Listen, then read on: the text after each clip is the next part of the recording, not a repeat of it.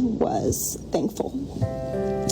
And as I was watching that, I just felt like that should have been us. That should have been Darlie. That should have been our story. Hugging the detective, hugging the prosecutor, because we are thanking them for either solving the case or working so diligently to solve Darlie's case. And unfortunately, that's not our story. But I kind of feel like we got robbed of that experience and so many other experiences. And I just wish that we had some kind of closure and some kind of finality to our questions, our answers. Like, Darlie, why'd you do this? Darlie, why'd you put us through this? Darlie, why did you make your family suffer? You haven't got those answers. Out there, like we are still looking for those answers. And then I think about all the other cold cases. I have just been completely and this is not a cold case. Engrossed, enamored with cold cases. And I have compiled a list of over 100 different cold cases in Texas alone. And they all have the same thing at the end, a family with no answers. That is heartbreaking. We got the answers. You don't accept the answers. See, they gave the answers, but you don't accept them. There's nothing they can do about that if you don't accept the answers. So heartbreaking. But I know that our time is coming and that the Innocence Project and the Dallas District Attorney's Office. And she thinks that the Dallas District Attorney's Office wants to make themselves look bad. That's what she thinks. They're there to be sure the testing is done properly. There's no shystiness. Conviction Integrity Unit are working really hard to figure out where this case stands and what they can do to clarify for everybody what truly happened in that house that night, Darlie's innocence.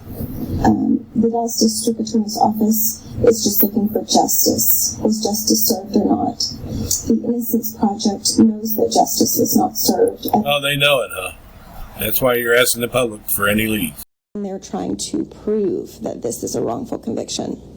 And I do genuinely believe in my heart that it's coming.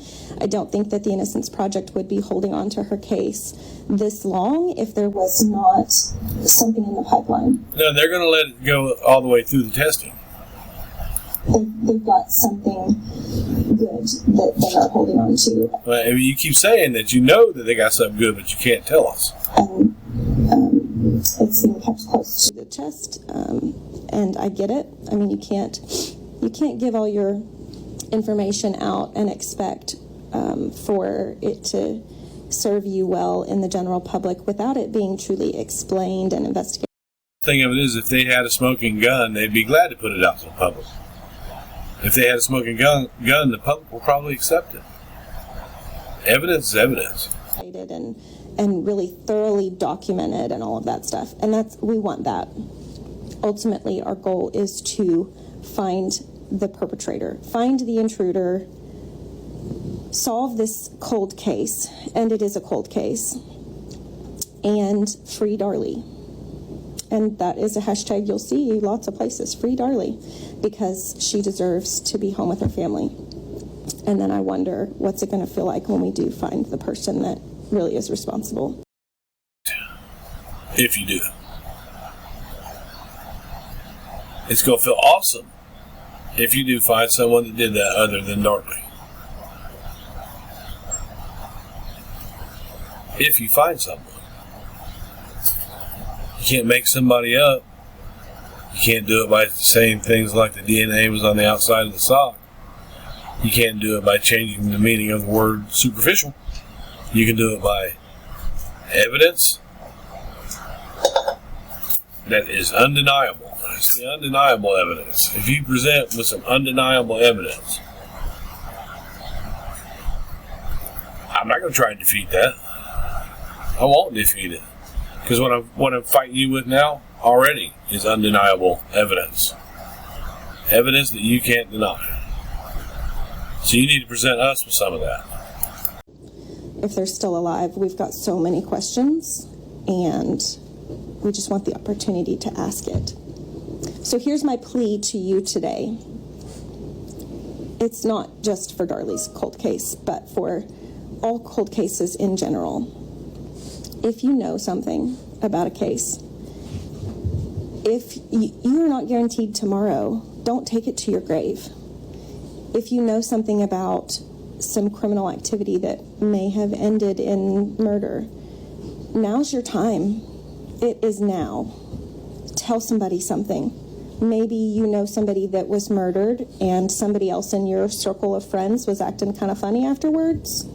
They may just need that one little bit of information.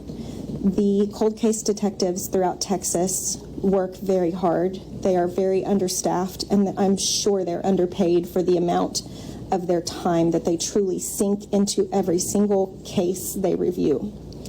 I genuinely believe that police officers do their job because they want to serve the public, not because they're looking to get rich. And majority of the police officers I have met in my life are kind, generous, thoughtful, caring individuals, and they want justice. They want to solve cases. Ones that worked on Darley's case. All right? Because we've got clips. You can try to clean it up now if you want. We've got plenty of clips where you don't respect. Cop will tell you that a good cop source to me is a bad cop.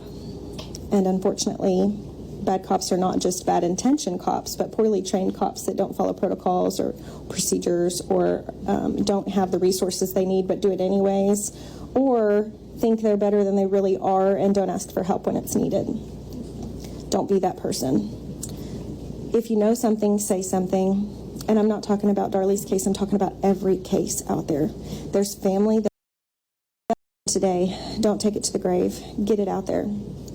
Also, if you have a DNA profile that you have submitted for Ancestry, like 23andMe or GEDmatch or what's the other one?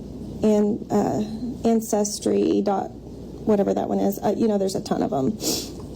If you have a DNA profile, release it to be searched by law enforcement.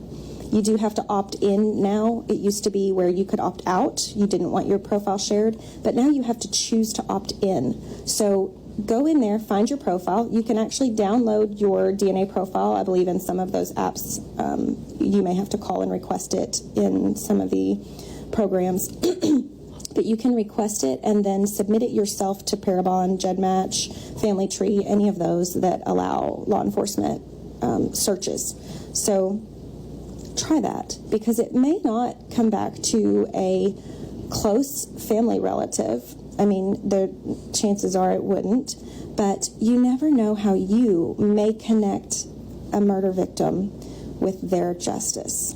Maybe it's 4 or 5 times removed. Maybe it is a cousin 5 legs back. Who knows? But you could help solve a cold case just by submitting something that's already done. Just put it out there for the detectives to look at. And maybe they will find a relative somewhere in your family tree because of you that deserves to have justice.